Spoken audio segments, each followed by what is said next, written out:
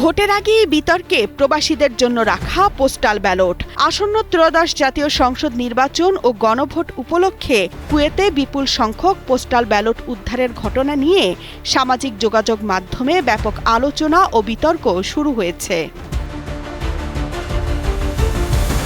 এর আগে বাহরাইনেও একই ধরনের একটি ঘটনায় রাজনৈতিক অঙ্গনে তীব্র সমালোচনা সৃষ্টি হয়। মঙ্গলবার ২৭ সেকেন্ডের একটি ভিডিওতে দেখা যায় একটি ঘরে কয়েকজন মিলে অনেকগুলো পোস্টাল ব্যালট গুনছেন। একটি খামে ঠিকানা হিসেবে উল্লেখ আছে মধ্যপ্রাচ্যের দেশ বাহরাইনের নাম। এর মধ্যে একজন ব্যক্তিকে বলতে শোনা যায়, ভিডিও কইরেন না, ফেসবুকে ছাড়িয়েন না। এ ঘটনায় ভোটের স্বচ্ছতা নিয়ে প্রশ্ন উঠবে। অনেকে আশঙ্কা করছেন নির্বাচনে কারচুপির পরিকল্পনা রয়েছে। বিএনপি এই ঘটনাকে নির্বাচন জালিয়াতির ষড়যন্ত্র হিসেবে অভিহিত করে নির্বাচন কমিশনের কাছে তাদের উদ্বেগ ও আপত্তি জানিয়েছে। আচরণবিধি লঙ্ঘনে কমিশনের নীরবতা সুষ্ঠু নির্বাচনের পথে বাধা বলে জানিয়েছেন বিএনপির ত্রয়োদশ জাতীয় সংসদ নির্বাচন পরিচালনা কমিটির চেয়ারম্যান নজরুল ইসলাম খান।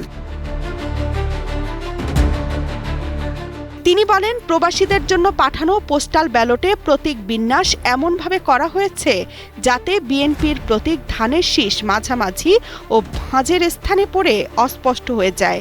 এটা কোনো দৈব ঘটনা নয়, এটা উদ্দেশ্যমূলক। নির্বাচন কমিশনের কাছে ব্যালট পুনর্মুদ্রণ ও সংশোধনের দাবি জানানো হয়েছে বলেও জানান তিনি।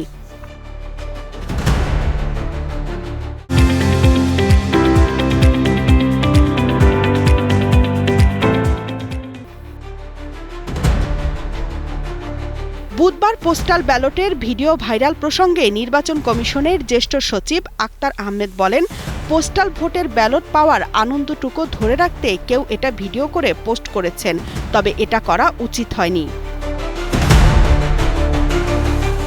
পররাষ্ট্র উপদেষ্টা তৌহিদ হোসেন বলেন, বাহরাইনের বাসায় অনেকগুলো পোস্টাল ব্যালটের ঘটনার তদন্ত চলছে।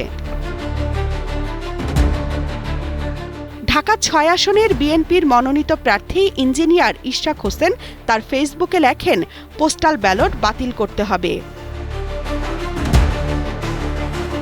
ইসির তথ্য অনুযায়ী এখন পর্যন্ত ৭৫টি দেশে অবস্থানরত ৫,৮১,৬৮৯ জন প্রবাসী ভোটারের কাছে পোস্টাল ব্যালট পাঠানো হয়েছে।